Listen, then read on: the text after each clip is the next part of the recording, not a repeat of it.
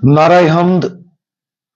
मेरी आंखें खोल ताकि मैं तेरी शरीयत के अजायबात पर गौर करूं।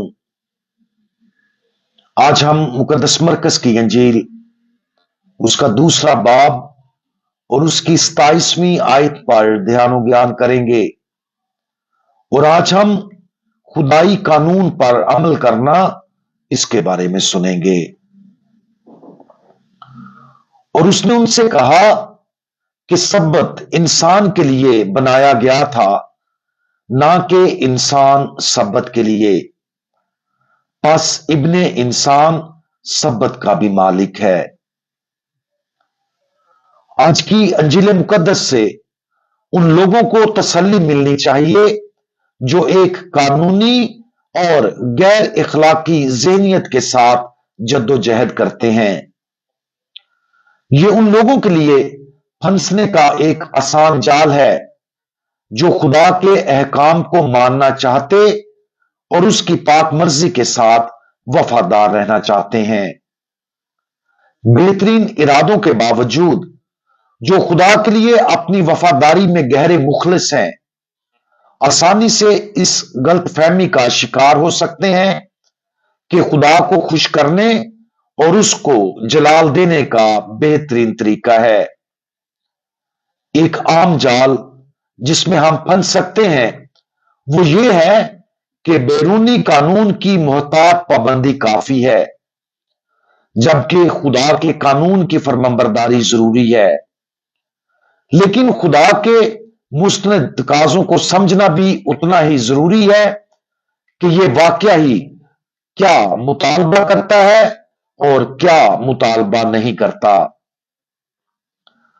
आज की अंजील मुकद्दस खुदावंद यीशु मसीह की इलानिया जिंदगी के आगाज की तरफ है, जब उसने अपने 12 रसूलों को चुना और तबलीग और शिफा का काम शुरू किया था। जब वो सब्बत के दिन किसी दूसरे शहर की तरफ चल रहे थे ताकि यीशु अपना मिशन जारी रख सके, वो एक खेत से गुजरे। रसूलों को भूख लगी हुई थी। उन्होंने खेत में से गुजरते हुए बालें तोड़ी। जब फरीसियों ने उन्हें ऐसा करते देखा तो उन्होंने मौका से फायदा उठाकर उनकी मुजम्मत की और कहा, देखो सब्बत के दिन ये क्यों ऐसा काम करते हैं जो रवा नहीं। बहुत ज्यादा फलसफियाना हुए बगैर यह समझना जरूरी है कि हम खुदा का अब्दी कानून किसे कहते हैं। अब्दी कानून हकीकत, जस्मानी, इखलाकी और रूहानी सच्चाइयों को घेरे हुए है। जो कुछ खुदा ने सच के तौर पर कायम किया है वो जिंदगी में हमारा रहनुमा होना चाहिए। शैतान का मकसद हमें इस हकीकत की गलत फहमी की तरफ ले जाकर धोखा देना है। रवायती तौर पर अब्दी कानून को दो अलग अलग पहलुओं में तकसीम किया गया है, फितरी और इलाही कवानीन।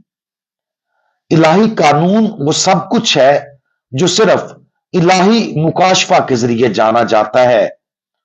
वो सब कुछ जो सहीफे जाहिर करते हैं, खासतौर पर मसीह की इंसानियत और मिशन के जरिए। दूसरी तरफ फितरी कानून खुद तख्लीक पर लिखा गया है, बाशमूल हमारी अपनी इंसानी फितरत। फितरी कानून हमारे जमीरों के मुताबिक लिखा हुआ है और अकल के जरिए समझा जाता है। मिसाल के तौर पर हम फितरी तौर पर जानते हैं कि झूठ बोलना, चोरी करना और कत्ल करना गलत है। अगरचे खुदा का इलाही कानून 10 अहकाम के जरिए इसकी तस्दीक करता है, लेकिन जब हम वाज़े तौर पर गौर करते हैं तो ये बुनियादी इखलाकी सच्चाइयां हम पर पहले ही अया होती हैं। आज की अंजील मुकद्दस में रसूलों के काम बिल्कुल सही वजह यानी फितरी कानून के साथ हम आहंग थे। यह जाहिर करता है कि उनके इंतखाब किस तरह इंसानी फलने फूलने के लिए खुदा के डिजाइन की अक्कासी करते हैं। जब वो खुदावंद यीशु मसीह के साथ सफर कर रहे थे, वो बालें खा रहे थे ताकि वो अपना मिशन जारी रख सके।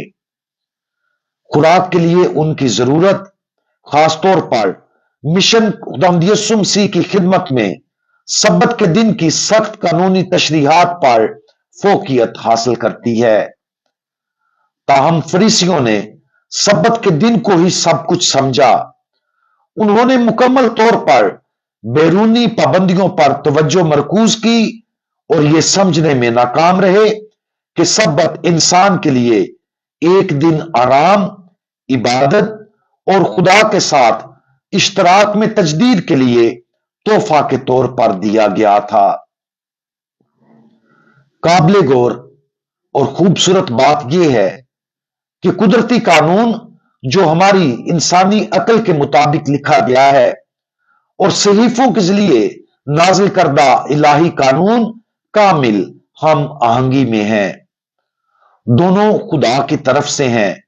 अपने मिशन के जरिए खुदावंद यीशु मसीह हमें दिखाता है कि किस तरह इलाही कानून फितरी कानून को बुलंद और मुकम्मल करता है, और इन दोनों कवानीन का रुख मोहब्बत और रहम की तरफ है।